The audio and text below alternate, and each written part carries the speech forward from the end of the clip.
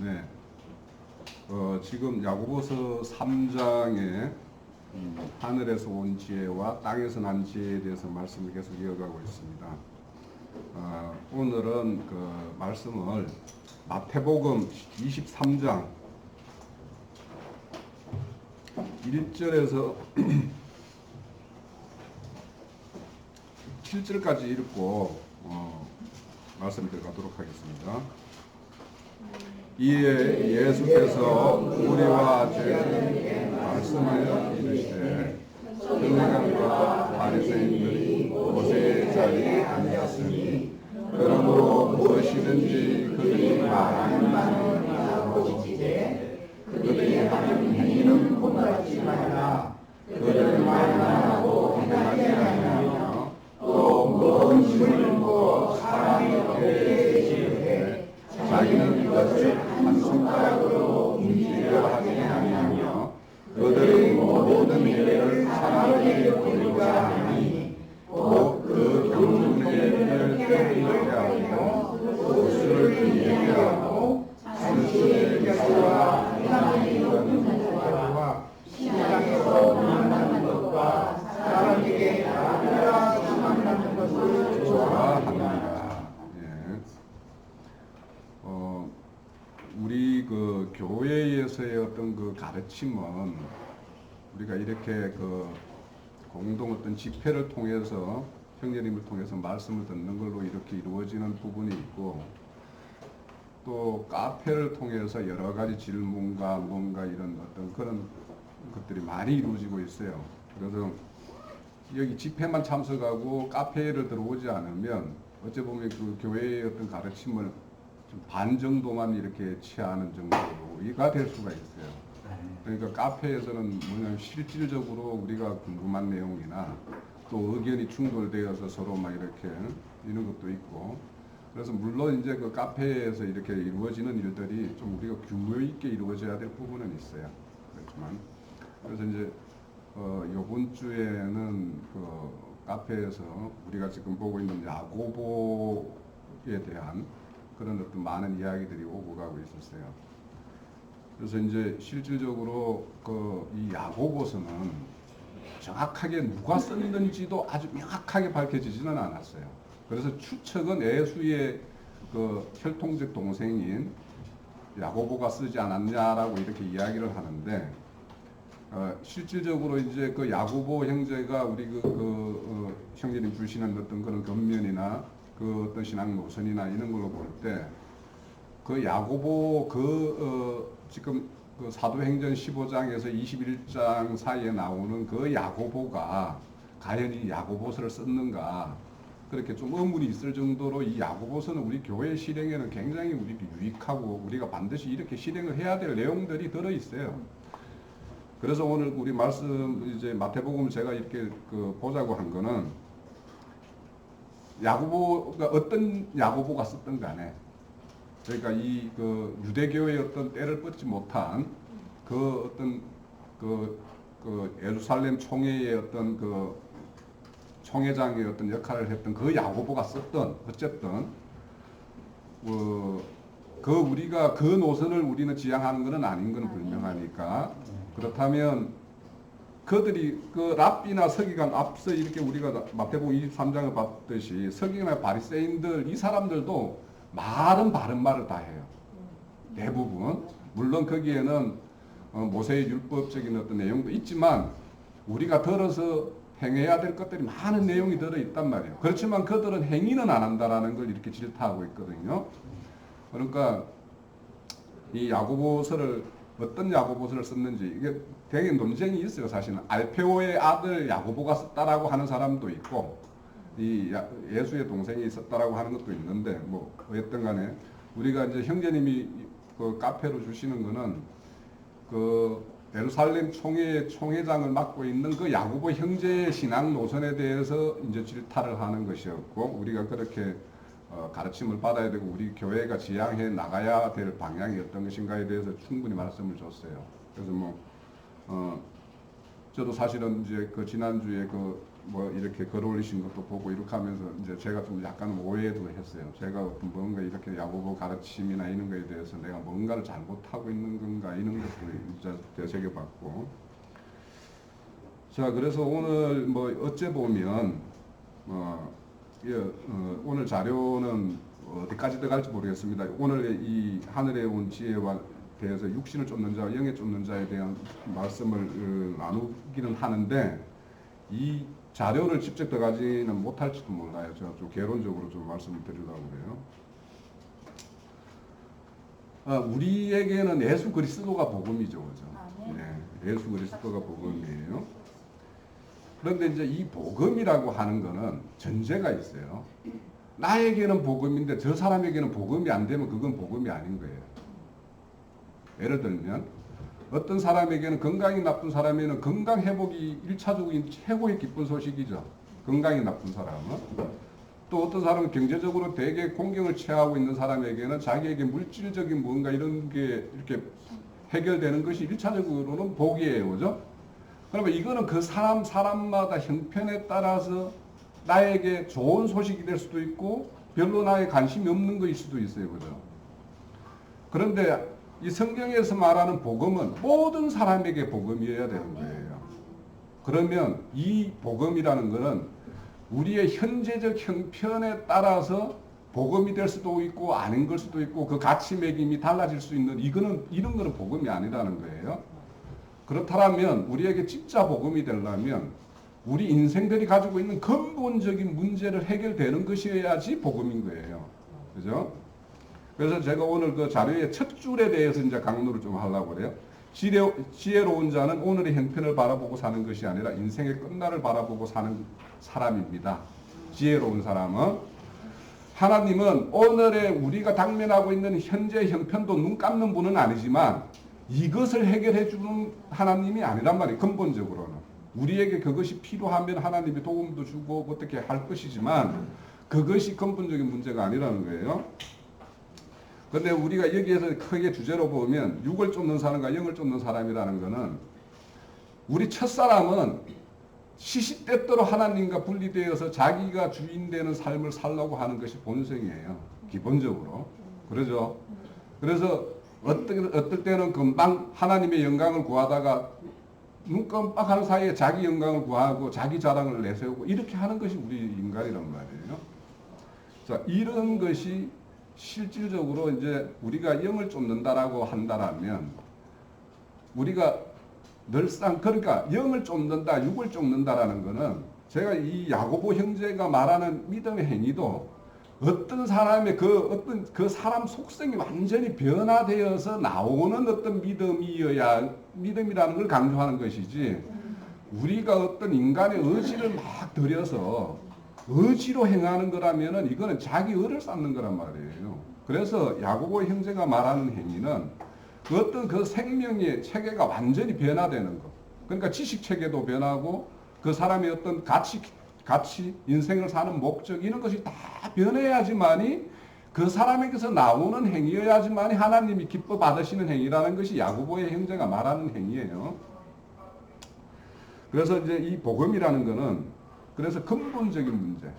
그러니까 복음이라는 것은 누구에게는 조금 복음일 수도 있고 누구에게는 많은 복음일 수도 되고 있는 것이 있어요. 왜냐하면 우리 마태복음에 보면 10,000달란트를 탕감받은 자하고 100데나리온을 탕감받은 자가 있죠. 그거와 같이 자기 어떤 의식에서 내 의식 체계에서 나의 죄됨이 어떤 죄라는 것에 대해서 그걸 깊게 생각하는 사람과 그럴 수도 있겠네 하는 사람하고는 이 하나님이 주는 이 복음은 전혀 다르게 들릴 거죠. 그래서 이제 어떤 복음이라는 것은 간절함하고 비례해요. 내가 이 복음에 대해서 내 어떤 죄의식과 이런 거에 의해서 일어나는 이 간절함이 큰 사람은 이 복음이 큰 복음으로 올 것이고 그냥 그럴 수도 있고 좀 그게 좀 가치 정도는 있겠다 이 길이 좀 옳겠다 정도로 이렇게 동의하고 가는 사람에게는 이 복음이 그저 그런 거예요. 그 정도 매김이 되겠죠. 근데 이제 이 가짜 복음 그러니까 현재적인 어떤 문제를 해결하기를 바라는 이 복음, 이런 복음을 가지고 있는 사람. 이 복음들이 많이 있죠. 우리가 과거에 걸어왔을 때 그 사람들의 어떤 기도 내용들을 들어보면은 다 현재적인 어떤 문제 해결, 자기의 어떤 소원 목적을 이렇게 이루는 이런 목적들로 하나님 앞에 나오는 사람이 많잖아요. 예. 그래서 재물과 건강, 권력, 명예 이런 것들을 복으로 여기는 사람에게는 하나님의 복음이라는 이 근본적인 복음이 그렇게 가치 있게 안 올 거란 말이에요.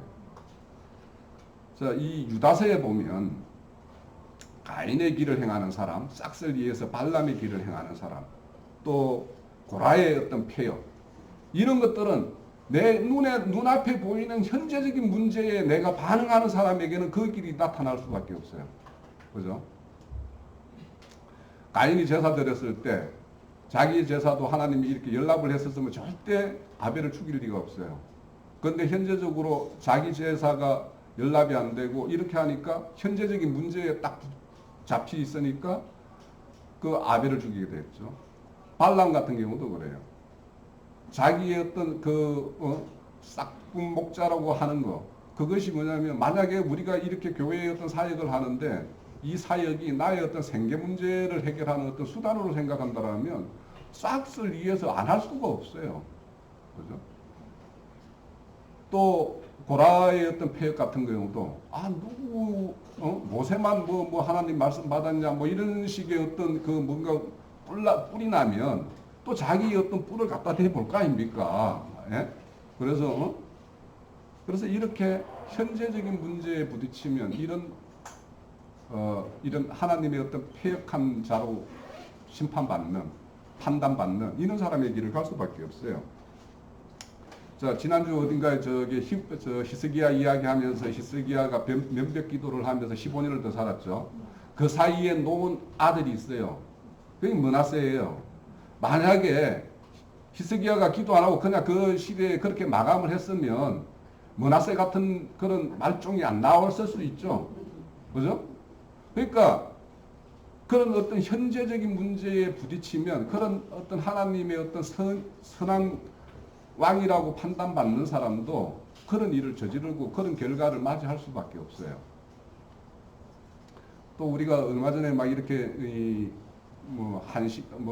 몇 년 사이에 유명한 사람들, 이름 있는 사람들이 자기 어떤 명예가 먹칠되는 것 때문에 막 한강에 끼어들고 막 이렇게 하는 거 막 봤죠. 연예인들 이렇게 가만히 보면 멀쩡한 것 같은데 어느 날 갑자기 이렇게 자살을 했다라든지. 이런 사람들이 다 그거냐면 현재적인 문제에서 자기 어떤 그동안의 유명세를 가지고 있었는데 그것이 꺾이는 거에 대해서 그 사람들은 못 견디는 거예요. 그러니까 그런 사람들은 지금 눈앞에 있는 모든 문제에 부딪히면 그런 짓을 해요. 자, 그러면 제가 이제 오늘 말씀드리는 거는 우리들도 신앙이 옛사람의 어떤 그런 어떤 속성을 버리지 못하면 현재적인 문제가 얼마든지 우리가 하나님이 우리를 이끌어가고자 하는 그 목표 지점까지 가는데 그것이 방해 요소라는 거예요. 그러니까 우리가 현재적인 문제를 어떻게 바라볼 것인가. 야고보서 1장에 제일 처음에 시작하는 게 뭐냐면 믿음의 시련이죠. 예? 그러니까 이 내가 겪고 있는 현재의 문제를 하나님이 나에게 뭔가 장성한 분량으로 키우기 위해서 뭔가 던져주는 문제이구나. 이렇게 인식을 하느냐. 아니면 이 문제가 막 거기에 내가 매달려서 거기에 모든 것을 자기가 몰입을 하느냐. 이거에 따라서 전혀 다른 거예요. 그래서 우리가 이따가 그 자료에도 보겠지만 영의 생각은 사망 이후 할 때 생각이라는 건 그것이 그냥 단순히 생각한다라는 의미가 아니에요. 네?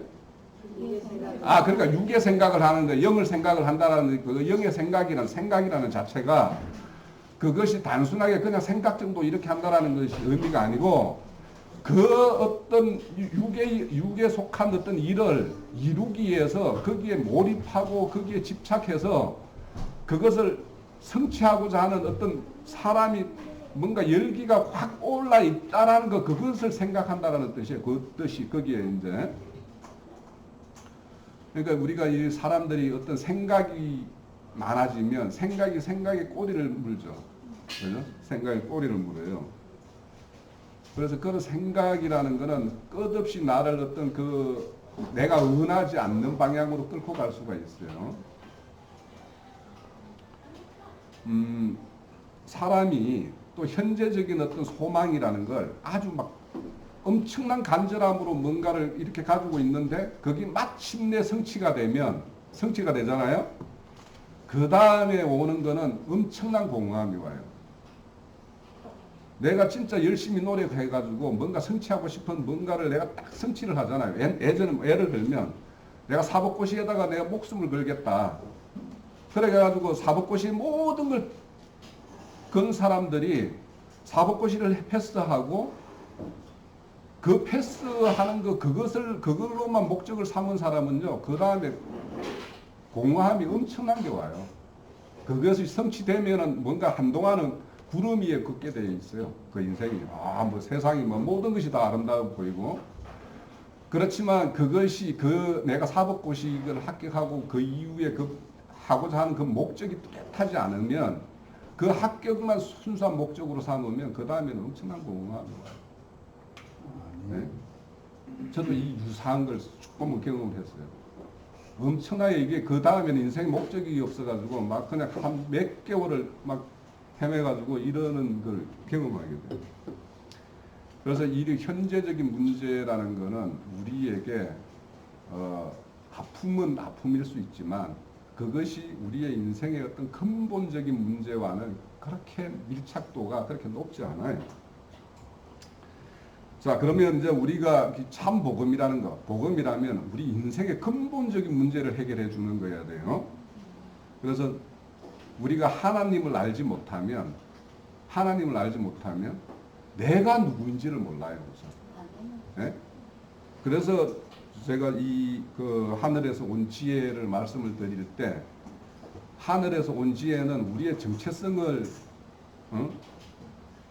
확인시켜 준다라는 걸 말씀을 드렸어요. 그러니까 이 사람의 정체성이라는 거는 자기 자신이에요. 그러니까 하나님과 나 사이에 자신이 어떤 위치에 있고 어떤 존재 목적을 가지고 있고 나를 지어서 이 땅에 보낸 그분은 나에게 어떤 뜻을 가지고 나를 이렇게 보냈는지 이런 거와 관련해 가지고 자기 자신의 정체성을 뚜렷하게 세우지 않으면 우리 신앙이라는 것이 그렇게 목표가 뚜렷할 수가 없어요. 그래서 제가 이 정체성에서 말씀을 드렸던 것이고, 그래서 우리가 태어난 이유와 목적 이런 걸 모르는 상태가 바로 우리 창세기 1장에 보면 어둠과 흑암과 공허 이런 말씀 나오죠. 그러니까 우리 인생이라는 것이 자기가 어떤 존재이고 어떤 목적으로 살아야 되고 이 땅의 삶 사이 그 끝은 어떻게 되는 것이고 이런 거에 대해서 모르면 그냥 그 사람이 열심히 사는 것 같지만 사실은 그 사람 속에는 늘 공허하고 흑암이고 그런 거예요. 그거는 지금은 혈기가 있어서 이 세상이 살만하고 뭔가 할 일이 있고 하니까 그거에 매몰돼서 그냥 가겠지만 정말 인생의 끝날이 가까워지면 자기 어떤 인생의 목적, 지금까지 살아왔던 목적, 자기의 어떤 정체성 이런 게 없으면 늘 두려워요. 그거를 저는 우리 어른을 보면서 알아요. 열심히 살았던 분이에요. 그런데 지금 이제 날수가 이제 거의 다 찼으니까 이제는 두려운 거예요. 제가 보건 때는 두려워요. 그래서 잠도 못 주무시고 그래요. 그래서 이렇게 그런 어떤 나의 어떤 나아갈 바를 정확하게 하나님 앞에서 규명받지 못한 사람은 자기 자신을 몰라요. 그래서 자기 자신을 모르는데 그걸 찾아보려고 알아보려고 이렇게 한 것이 인간들이 만드는 철학이고 사상이에요. 예? 거기에서 하나님을 찾을 수가 있어요? 아니 자기의 정체성을 알 수가 있어요? 몰라요. 제가 지난주 자료에 그 마지막에 보면은 에레미야 10장의 어떤 그 말씀 중에 보면 세상에 많은 신들이 있어요. 신들이 있는데 그런데 천지를 짓지 않은 그 신은 그러니까 하나님은 이 천지 만부를 다 지었죠. 그런데 나머지는 다 지원받은 존재죠. 이 만물에 있는 거는. 그 신들도 마찬가지예요. 오늘 우리 자료에도 보면 탐심이 우상이라고 하는데, 우상은 원래 존재하는 것이 아니라 인간들이 자기 욕심을 채우기 위해서 자기의 능력으로 안 되는 그 일을 자기보다 좀 더 능력 있는 신을 세워가지고 그 신에게 내가 당신에게 해줄 거 내가 다 해줄 테니까 당신도 나에게 좀 내가 원하는 거 좀 해주십시오 하는 것이 우상이에요. 그러니까 그런 어떤 지원받은 그런 존재가 같이 지원받은 우리를 어떻게 규정을 합니까? 예? 규정할 수가 없죠. 그러니까 우리의 정체성은 우리를 지으신 자 앞에서 정체성을 찾아야지 정확한 정체성을 찾고 인생의 목적이 설정이 가능한 거예요. 그런데 이제 예수 앞에 나오는 사람은 딱 두 부류예요. 그러니까 예수를 수단으로 삼는 사람. 그죠? 그러니까 오늘의 주제 보면 육신을 쫓는 사람들은 예수를 수단으로 삼는 사람들이에요. 자기의 그러니까 자기가 생각하는 복, 그 사람이 생각하는 복을 성취시켜 줄 그 예수를 찾는 것이고, 우리 같이 근원적인 문제, 인생의 문제, 이런 문제에 대한 근본적인 답을 얻고 그걸 얻고자 하는 사람이 찾는 사람은 하나님이 수단이 아니라 목적이 되는 거예요.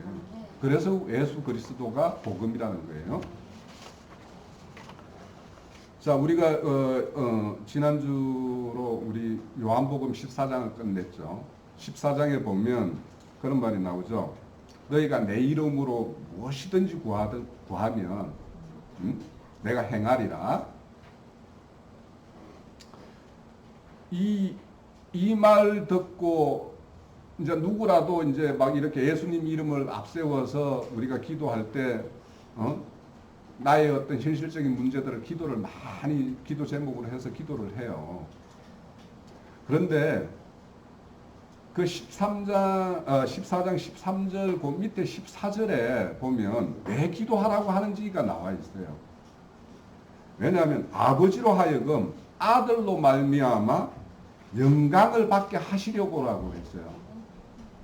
그러니까 내가 예수의 이름으로 무언가를 구하는 것은 아버지가 그 아들 예수의 이름으로 영광이 되는 일을 구해야 되는 거예요. 네?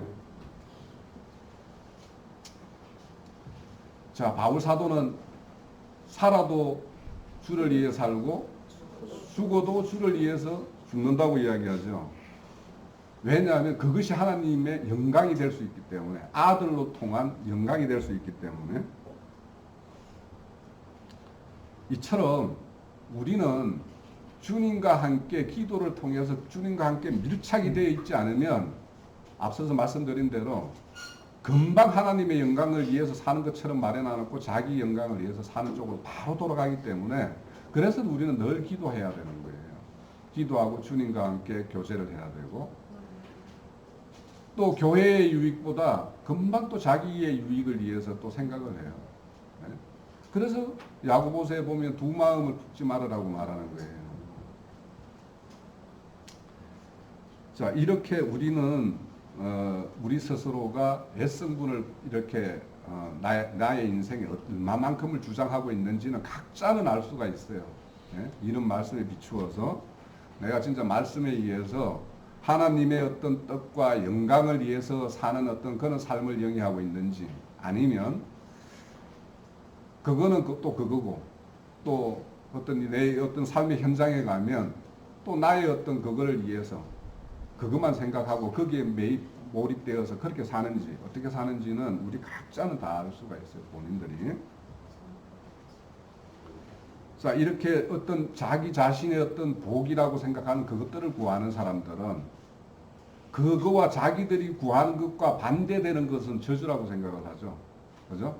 어떤 사람은 물질의 풍요를 부어주는 어떤 예수라고 생각하는 사람이 있어요. 그런데 교회 같은 옆에 지체 중에서 막 경제적인 어려움을 겪고 있는 사람은, 저 사람은 욕과 같이 욕을 판단하듯이, 욕 친구처럼 저 친구는 왜 저럴까? 뭐 이렇게 생각하겠죠. 그래서 우리가 사람을 정죄 판단하지 않으려면 내 가치의 판단 기준이 하나님의 판단 기준으로 싹 바뀌면 사람을 형제들을 판단 안 하게 되어 있어요. 그게 아니면 판단하게 되어 있어요. 뭐 저 사람은 왜 저럴까, 뭐 이럴까 이렇게. 그런데 이제 우리가 예수님이 이 땅에 오셔서 우리에게 보여준 표적들이 몇 가지 많이 있죠. 그 요한복음에 대표적으로 이제 언급되어 있는 이런 여러 가지 표적이 있는데 그 표적들이 우리에게 암시하는 거는 예수가 이 땅에 오신 목적들을 다 그것으로 표현을 하고 있어요. 자, 오병이의 기적이라든지 이런 거는 우리에게 어떤 그 먹는 양식을 공급하는 어떤 이적이죠. 자, 우리는 하나님의 어떤 영으로 인해서 거듭난 생명이에요. 그러면 그 생명이 났으면 그 생명은 반드시 자라야 되는 거예요. 자라서 그 생명에 구실을 해야지 그 생명을 낳은 사람의 어떤 도리를 다하는 것이지 그냥 낳다라는 걸로서 끝나면은 그거는 뭐 이거는 우리 흔히 말하는 뭐 사생아 같은 그런 어떤 생명체를 말하는 거 아닙니까? 그리고 이 죽은 자를 살리는 거, 뭐 이런 게 오병이의 기적, 뭐 물을 포도주로 만드는 거 이런 것들이 예수님이 이 땅에 와서 우리에게 행하시는 어떤 그 생명의 어떤 본질을 다 보여주는 것들이에요. 그러면 이런 어떤 이적들은 우선은 그분이 하나님의 아들이라는 걸 믿게 하기 위함이 첫째라고 요한복음 20장에 가면 말하고 있고, 두 번째는 금방 말씀드린 대로 그 이적 표적들은 그 보여주는 목적들이 다 있어요, 그 안에. 그러면 우리는 그렇게 하나님 없는 상태, 하나님을 모르는 상태, 이 상태가 사실은 배고픔이 있기 때문에 사람은 누군가 자기의 어떤 욕구가 있다라는 것은 뭔가 채워지지 않는 그 뭔가가 있다라는 거 아니에요? 그러니까 사람은 누구나 배고픔이 있어요. 또 목마름이 있어요. 그런데 이 배고픔과 목마름을 세상의 것으로 다 채우려고 하면 세상의 것은 채워짐이 있어요? 끝이 있어요? 없어요? 없잖아요. 그러면 그 사람은 그 길로 계속 갈 수밖에 없어요. 막 채우는 걸로. 그래서 그 길을 가다 보면 뭔가 자기 본인에게 큰 사건을 줘요. 그러니까 내가 어제도 이제 뭐 TV 보다 보니까 그 생로병사인가 이 TV를 잠깐 보니까 우리나라 세계에 25위 그룹을 세웠다는 사람인데 그렇게 열심히 살다 보니까 건강을 다 잃어버려가지고 그래가지고 건강을 문제로 자기가 지금까지 달려왔던 길을 다시 한번 되새기고 그래서 그거로부터 다 털어버리고 건강 회복을 위해서 열심히 사는 분을 봤어요. 그렇지만 그 건강을 또 회복하면 그걸로서 그 사람의 모든 것이 90수, 100수 이렇게 할 수도 있겠죠. 그러면 그 사람의 어떤 그 마지막 날을 생각을 해보면 그 사람은 그때 가가지고 또 내가 그때 그 사건을 통해서 내가 건강을 회복했었는데 내 인생의 어떤 마지막 날에 내가 이렇게 한 줌의 흙으로 돌아가는 것밖에 없구나라는 걸 그런 생각에까지 미쳐야지 그 어떤 사람이 완전히 돌아서서 하나님의 어떤 사람은 될 수 있을 텐데 그 사람은 현재적인 문제인 건강에 딱 매달리니까 건강 회복만 그냥 신경을 쓰는 거예요. 그렇게 어떤 인생에 우리의 믿는 사람에게도 인생에 굴곡을 줄 수 있는 사건들이 와요. 그런 사건들이 나에게 왜 왔는지 이런 것들은 그러니까 나에게 채워야 될 그 배고픔 또 가란 거 이런 것들이 그것에 대해서 근본적으로 한번 되새겨볼 어떤 이런 계기를 삼고자 해서 하나님께서 우리에게 믿는 자에게는 주시는 사건들이 있어요. 자, 우리가 왜 이 예수 그리스도가 복음인가에 대해서 한번 더 생각을 해보면 이 땅에 우리가 살고 있는 지금 우리가 살고 있고 과거에 살다가 가신 분들도 있고 앞으로 이제 살라고 오는 우리 후손들도 있겠죠. 그러면 이런 사람들이 나는 어떤 자기 본인이 계획을 가지고 어떤 인생을 나 이 땅에 나와서 어떻게 살 거야라는 목적을 가지고 나온 인생 아무도 없죠. 그죠? 그러니까 이 땅에 난 모든 존재들은 자기 스스로 계획하여서 자기 목적을 가지고 이 땅에 온 사람은 아무도 없어요. 그렇다면 지금까지 우리가 가지고 있는 인생의 목적과 또 계획은 있죠. 다들 각자가 예전에 하나님은 몰랐어도 각자 계획이 있었고 목적이 있었죠. 그럼 그 계획과 목적은 누가 준 거예요? 그러니까 이 계획과 목적이 하나님으로부터 온 것이 아니라면 다 버려야 되는 것이 맞는 거죠. 그게 뭐냐면 세상이 준 거고 내가 그 어떤 첫사람 아담에 속해서 추구했던 그것들 아닙니까? 그죠? 그러면 내가 계획하고 목적해서 그런 걸 세운 게 아니라면 그것이 가짜라면 그러면 참 계획과 참 목적을 우리는 하나님 앞으로부터 우리는 우리 인생의 계획과 우리 인생의 목적을 가져야지만이 정확한 거죠. 그래야지 이게 참 복음이 되는 거예요. 그러니까 예수가 와서 내 죄를 사해 줬대 이것만이 복음이 아니라 내 인생의 계획과 목적이 완전히 하나님하고 딱 이렇게 뜻이 같아야지만이 완전한 복음이 된다라는 걸 말씀하고 싶은 거예요.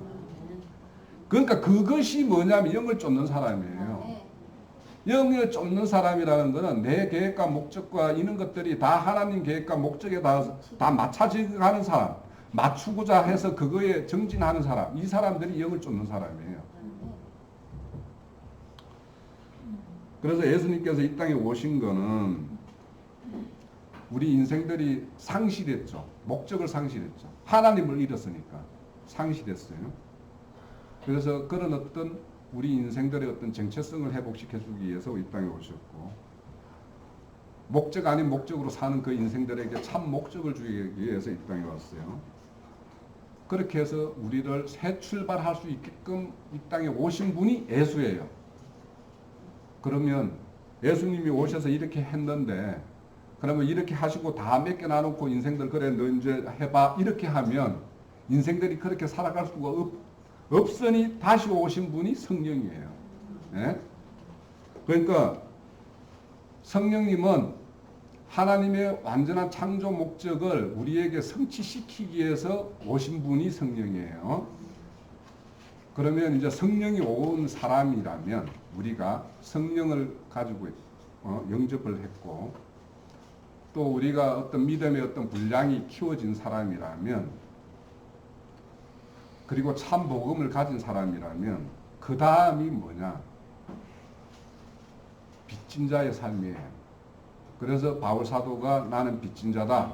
헬라인이나 야만인까지도 나는 빚진 자다. 이렇게 이야기하는 거예요. 그러니까 내가 참 복음을 가지고 있으면 그 다음은 내가 하나님 앞에 빚진 자라는 인식이 자리 잡아야지 그 사람에게는 이 복음의 능력이 그 사람에게도 임한 거예요. 그래서 예수 그리스도의 어떤 이 복음이라는 것은 자, 우리 세상은 사도원이 땅을 사면 어떻게 돼요? 배가 아프죠. 그런데 우리는 이 복음을 누군가가 이렇게 전해서 그 사람이 막 믿으면 어떻게 돼요? 기쁘죠. 이게 세상 것과 하나님 것이 다른 거예요. 네? 그러니까 세상 거는 서로 쟁취하는 거예요. 그래서 세상은 탐욕과 탐욕이 충돌해서 이루는 전쟁터와 같은 것이 세상살이에요. 그렇지만 이 복음의 세계는 내 안에 있는 걸 남에게 주지 못해서 안달나는 것이 이 복음의 세계예요. 그러니까 내가 복음을 가지고 있고 하나님의 생명이 있고 그런데 이 복음을 가지고 누군가에게 참 복음을 전달하고 싶은 막 이런 마음의 욕구가 없다? 좀 생각해 봐야 되는 거죠. 형님의 말 맞다는 기도해 봐야 되는 거예요. 왜냐하면 복음 자체가 이거는 원동력이 있고 생명력이 있는 것이기 때문에 말하는 거예요. 그러니까 내 안에 참 복음이 왔는데 이 좋은 걸 내가 가지고 있는데 이걸 남에게 막 이렇게 뭔가 전하고 싶다 이런 욕구가 없고 이러면 뭐 정상적인 복음일까 한번 생각을 해봐야 되는 거예요. 그래서 우리 주기도문 중에 보면은 내 죄를 사해 준 것 같이 내 죄를 사해 주시옵시고 이렇게 나오죠. 그 죄라는 거는 죄의 값을 치르지 않으면 예전에 이제 이 건동 지역에는 그랬다고 그래요. 죄를 누군가가 지었어요. 그러면 죄의 모세의 율법은 뭐예요? 이에는 이, 갚아야 되잖아요. 그죠? 그런데 안 갚았어. 그러면 그 사람은 뭐냐면 빚쟁인 거예요. 죄의 빚이 있는 거예요. 그런 어떤 의미에서도 있지만 이 우리 주기도문에 주님이 알려준 기도에는 죄 지은 자, 그게 빚진 자라고 그러죠. 빚진 자. 그죠? 우리 개혁 성경 요즘에 새롭게 번역한 데는 그 빚진 자 이렇게 나와 있어요. 그러니까 주님에 의해서 우리가 죄 사함을 받았고 그 복음을 가지고 있고 그래서 우리는 새 생명이 가지고 있는 사람이라면 빚진 자의 의식이 있다라는 거예요. 그러면 내가 빚진 자가 내 빚진 의식을 가지고 있어. 그리고 이 빚 갚는 거는 뭐예요? 복음을 전파해서 다른 사람들을 바울 사도처럼 주님의 어떤 그 신부로 중매하는 일을 하는 것이 빚 갚는 일 아닙니까? 그죠? 그래서 이 맡은 자의 어떤 책무라는 거예요. 그래서 우리에게 빚진 자라고 하는 의식은 내가 하나님을 생명으로 낳고 난 자로서 내가 할 일이 있을 때 빚진 감정이 있는 거예요. 네? 그리고 하나님이 여전히 나를 뭔가 소용으로 쓸 어떤 쓰임새가 있다라고 생각하는 사람에게 빚진 의식이 있는 거예요. 그래서 우리가 영을 쫓고 육을 쫓는다라는 이 말이 뭐 자료에도 이렇게 있지만 사람은 우리가 두세 개를 이 땅에 어떤 발을 붙이고 있고 또 어떤 육체의 어떤 연약함을 가지고 있는 것이 우리예요. 그래서 이제 요번에 뭐 형제님하고 이 야고보 이런 것 때문에 막 이렇게 좀 인터넷에 자료를 이렇게 찾아보다 보니까 이 폴리캅이라고 서문화교회의 그 감독을 했던 분이에요. 그러니까 사도 세대, 예수의 제자들 그 사도 세대 그들 있는 1세대의 그 사도 일을 했던 사람이 폴리캅 같은 사람이에요. 근데 그분들의 어떤 그 복음 사역 과정에서 그분들이 다 순교를 했는데 저도 이제 유일한 기도 제목이 하나가 있어요. 그런 폴리캅처럼 그런 어떤 순교의 현장에 잡혀가는 어떤 그런 일이 만약에 우리 세대에 그런 걸 겪는다면 죽음은 두려운 거예요. 두려우니까 우리는 구원주를 찾는 거고 구원주로 오신 예수를 믿는 거예요, 지금. 그런데 우리의 육신의 연약함에 의해서 주님이 우리에게 순교의 현장으로 우리를 끌고 갔을 때 그래서 그렇게 순교를 당한 사람이 많겠어요? 거기서 항복하고 다시 돌아선 사람이 많겠어요? 그 뭐 모르겠어요. 뭐 통계적으로 어떤 사람이 돌아서고 이런 걸 제가 자료는 못 봤지만 많은 사람이 돌아서지 않았겠어요? 그런데 이제 거기에서 그 어떤 순교의 어떤 그런 걸로 들여진 사람들은 특별하게 그렇게 들였으니까 그렇게 우리는 지금도 오늘날도 2000년 전에 어떤 사건의 어떤 그 주인공들을 지금 우리가 다시 한번 되새겨보고 이렇게 하는 거 아닙니까? 그래서 우리는 육신의 연약함이 있어요. 그래서 저는 뚜렷하게 그런 현장에 내가 잡혀가는 어떤 일이 당하면 그때 내가 도망가고 싶은 그 어떤 그런 마음들 아니면 아예 도망 못 가게 아예 발을 탁 묶어버리든지 아니면 그 험악한 일까지 당하기 전에 어떻게 좀 이렇게 데리고 가시든지 이런 제목이 저는 유일한 제목이에요. 정말. 네? 그러니까 우리 스스로가 우리 육체의 연약함이 있기 때문에 사실은 우리가 이렇게 신앙생활 하면서 야고보 형제 지금 한 5장 정도 가면 야고보 5장 가면 뭔 일해도 맹세하지 말라고 그러죠. 에? 우리는 맹세할 수가 없어요. 그래서 우리의 맹세는 주님이 나의 맹세가 되면 되는 거예요. 그 일은 될 수 있어요. 그렇지만 우리 인간의 내 스스로 어떤 내면의 어떤 그런 막 지금 이렇게 나 그런 상황이 되면 나 이렇게 할 거야 이렇게 할게요 막 이렇게 막 의지를 막 태우고 막 다짐을 하고 이렇게 한다 하더라도 우리의 의지라면 그게 하나님을 배반하는 자리로 갈 가능성이 무지 많단 말이에요. 또 이제 그런 것이 이제 있고요. 또 이제 우리가 주의 형상을 덧입는다고 하죠, 그죠? 그리고 우리는 새 사람이 되었다라고 말을 해요. 그러면 우리가 그런 것들이 이제 말로 그냥 그래 우리는 주님이 그리스도의 형상으로 우리를 옷 입혔어. 그리고 우리는 새 사람이야. 라고 말만 할 것이 아니라 우리가 정말 그 새 사람으로서 하나님의 형상을 입은 사람으로서 남들이 이렇게 보면 그러니까 그 사람은 세상 사람이 볼 때 뭐 그러라는 게 아니라 우리가 교회에서 하나님을 아는 사람으로서 하나님의 지식을 가지고 있는 사람으로서 우리가 이렇게 우리 형제 자매들을 이렇게 바라보면 아, 저 형제와 저 자매는 하나님의 형상이 참 보인다. 뭐 이런 게 좀 있어야 될 거 아닙니까? 이게 제가 말하는 거는 뭔가 이렇게 외식하는 어떤 모양을 내라는 게 아니라 만약에 그런 것이 아니라면 만약에 내가 교회에 행하는 중에 막 나도 육의 속성이 막 불뚝불뚝 올라와서 막 이렇게 막 이런 것이 나온다면 이런 것들을 뭔가 재갈을 물려야 될 거 아니에요. 그죠? 그러니까 그런 것들에 대해서도 우리가 한번 생각을 해봐야 되는 거예요. 자, 그렇게 바울 사도 같은 경우에는 이 빚진 자라고 하는 그 말이 가장 많이 나오는 게 로마서잖아요. 그죠? 바울 사도 같은 경우. 근데 바울 사도 같은 경우는 로마 교회를 직접 개척한 분이 아니에요. 이 로마서 그거는. 그러니까 로마를 가기를 그렇게 원했는데 가기는 갔어요. 갔는데 어떻게 갔냐면 잡혀서 이렇게 사슬에 묶인 몸으로 갔죠. 로마에. 그래서 이 로마 교회에 보내는 편지 속에서 나는 빚진 자다라고 이야기를 해요. 그러니까 우리가 이런 바울 사도의 이런 고백들 앞에 편지 서신 내용 앞에서 사실 막 이런 어떤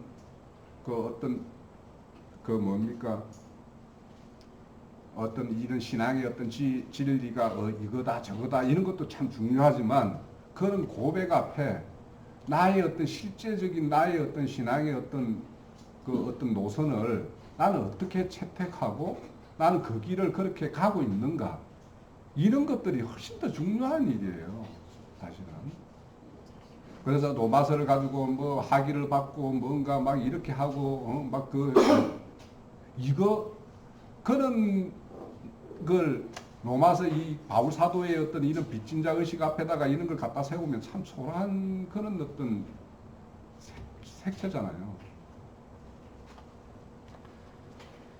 자, 우리는 예수님은 말씀이 육신이 되어서 왔죠.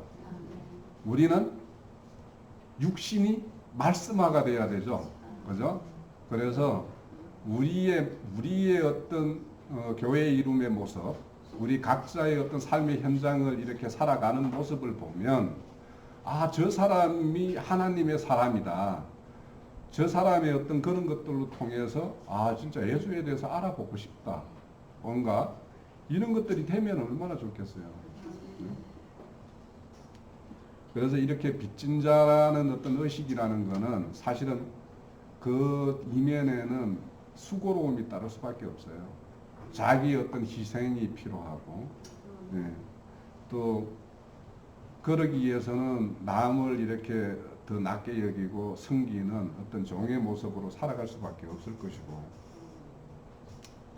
자, 우리는 그런 어떤 육신을 쫓는 이 일에서 우리는 벗어났다라고 우리 스스로 이제 이야기하고 있는 사람들입니다. 우리는 세상의 앞에는 죄인이 되어야 돼요. 세상 의가 막 누군가가 세상 의로 막 이렇게 나와서 너는 뭐 어떤 놈 저런 놈 뭐 이렇고 너는 왜 이렇게 못 살아 이렇게 하면 거기에는 어쩌면 죄인으로 살아야 될 수밖에 없어요. 우리는. 그렇지만 우리의 의가 세상의 어떤 사람으로부터 조롱당하고 뭔가 이런 비난거리가 되고 이런 일들이 오늘날 막 이렇게 일어나고 있잖아요. 그래서 우리가 이 영을 쫓는 사람이라면 어떤 경건의 능력을 인정하는 사람이어야 돼요.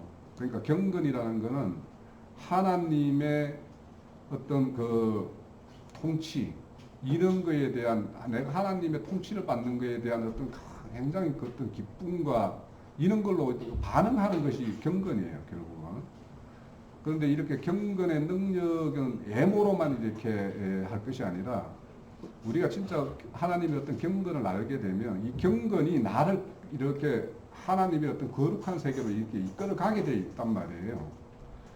그래서 우리가 이렇게 어떤 살아가다 보면 이렇게 당하는 어떤 작은 문제들, 이런 문제들에 의해서 우리가 하나님의 어떤 그런 경건을 잃어버리는 이런 사람이 되면 그 사람을 통해서 하나님을 알아가고자 하는 사람들이 그 사람 보고 뭐가 저렇지? 이런 이야기를 할 거란 말이죠.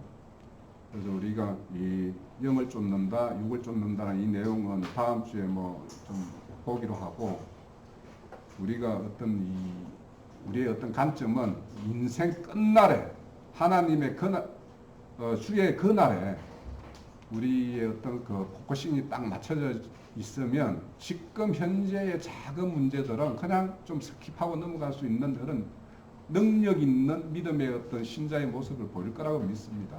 네. 우리의 목적을 다 저 인생 그 끝날에다가 맞춰서 그렇게 신앙하는 우리 그 형제 자매님들이 됐으면 합니다.